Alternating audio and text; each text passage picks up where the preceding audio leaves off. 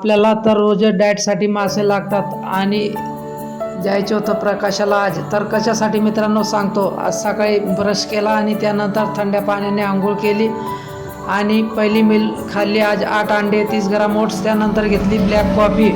आणि आज तर रविवार होता मित्रांनो, तर आज आपल्याला करणं आहे ॲप्स वर्कआउट. तर ॲप्स वर्कआउटचे केले मी 4-5 प्रकारचे वर्कआउट. एका वर्कआउटचे केले 4-4 सेट आणि 15-15 रेपिटेशन.